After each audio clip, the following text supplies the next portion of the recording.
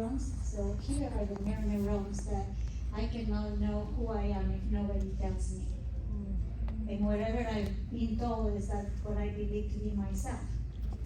Is that, well, it started like, this is who I am, this is whoever caregiver told me that I was, this is my idea, what I thought that she was thinking. So this is a part of our identity that needs to be rewired by God's opinion and from us sharing Jesus' mind and expressing that to each other in regular basis. That's something that we need to do in discipleship all the time.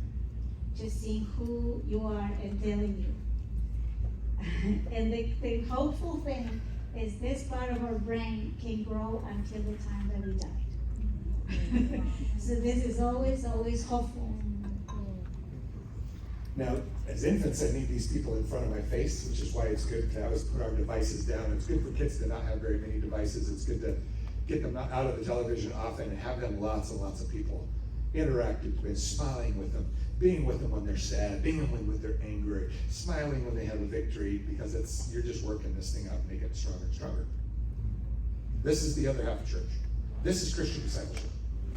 This isn't just some brain science that doesn't matter. This is forming the character of Christ in us. Okay? Now, as I get bigger, though, I no longer need two physical people in front of me. My brain can virtualize it. Right? You can see this in like 4 years old when they've been taught well how to handle painful things. You'll see a 4-year-old outside playing and he trips and falls and skins at his knee, and he'll go, oh, that was a big one, that's gonna hurt, let me give it a kiss. And he does the exact thing his mom or his dad did for him when he was younger. But he can now virtualize that because his dad has been sitting and his mom's been sitting in the chair that it's now virtualized. And the older we get, especially post-puberty, we start pulling in all the people that we're attached to. But not just anybody can sit in these chairs. Our brain doesn't let just anybody sit in these chairs. Only the people we have hesed with. Only the people that our brain considers them family. Attached, bonded for life, family, we're in this together till the day we die. Right? For example, I just turned 60 last February.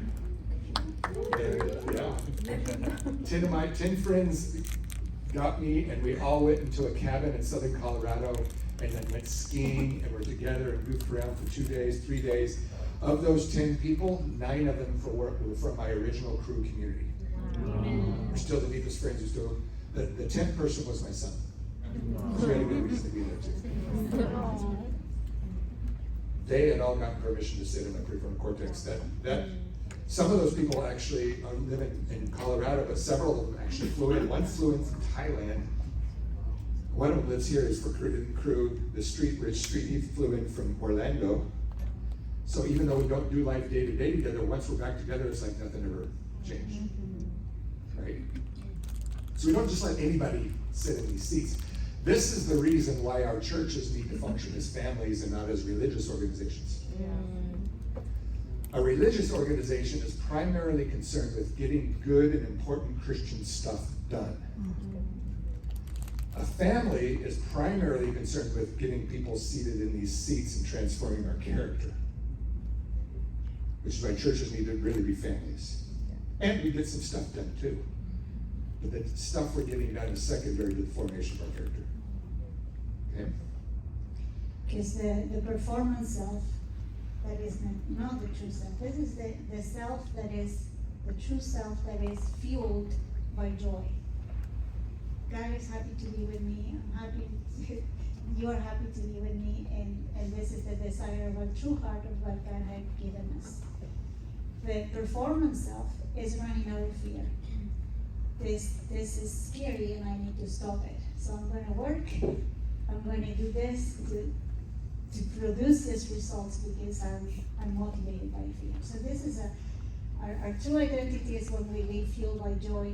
Our false identity is when we react out of this is scary and I need to stop it. And we all, live every day,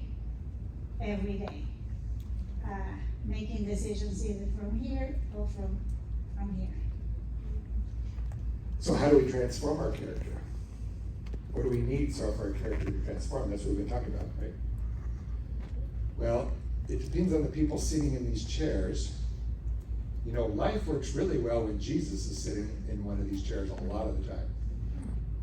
Well, how do you get Jesus to sit in the chair of your prefrontal cortex? Well, we have this little gratitude exercise. You think of memories where you have a connection to Jesus. You feel it in your body, and you go and you sit in this gratitude memory, noting Jesus' presence, enjoying his presence, enjoying the blessing of that memory, enjoying what you're feeling in your body in that presence. Guess what you're doing? You're training the prefrontal cortex to get used to Jesus sitting in this chair, and that you can pull him into this chair really easy. Again, that's the other half of church. That's necessary discipleship skills, as necessary as reading scripture. Okay? But we don't just need Jesus. There's two chairs here. Jesus didn't design this like level 3, he designed it like level 4. So in order to transform a character, we need Jesus and we need a people. We need to have people we can swap into this chair. And hopefully, the greenhouse effect is when we have some men and some women in our life who are further down the road than we are in their walk with Jesus and in their emotional and relational health. And we see how they treat their husbands, how they treat their wives, how they treat their kids when their kids misbehave, how they treat someone who insults them. And they actually, when I am bonded to that person, and that person's sitting in this chair, and I see them do relational things that I wouldn't be able to stay myself in, I'd fall apart. My brain starts rewiring and repatterning after that brain. So I have a lot of John Lamb in my prefrontal cortex. I did a lot of patterning after him, and things I couldn't get from my own father. And I don't know if we said what is the question. Remember the first question that? Yeah, let's do a review. What's level 1 question? Is it personal to me? Level 2. Good. Scary. Level 3. Is somebody listening? Can I share this? Can I share and somebody? Or do I need to hide this and keep it from people? And the level 4 is who am I? And what my people and myself do in this situation. What is it like us as a people to act in this situation? So And we have people showing us. Jesus shows us, and the people in our life we're bonded to. let's say that we are in a conversation and we have so different opinions on this topic, and we're gonna head up for Let's say you're talking about politics. And so I can go here out of fear and say, okay, what can I do to please you? And so we don't go in this situation and say, okay, who am I and where is my people? Okay, I'm a child of God, and in my people, we return blessing for curses. And so here is, who am I and what is my people acting like? And sometimes as a church we don't know who we are, and we forget that we are the kind of people that we bless after curses, that we love our enemies. Jesus said, oh, they're gonna know that you are my children, because we're the kind of people that we love our enemies. Or we are a people who are slow to speak and quick to listen. The mark of a Christian is a person who doesn't speak very quickly. And we often don't act like Christians in that area. So what do? Well, a couple things. We need some group identity here. We are a people who are slow to speak and quick to listen, and slow to get angry. We need to hear this. We need to speak that to each other.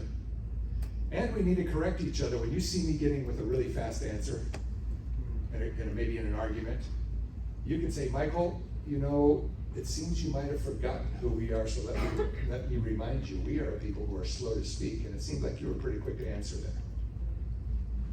Now, it takes some courage to do that to someone. The thing is, it's only going to work if you and I are bonded. So it doesn't let anybody come in and sit in the seat and tell me that. So for example, if John Lamb sat down and told me that, he's just rewired my brain. I trust him. I know our relationship is safe. This is not going to harm our relationship.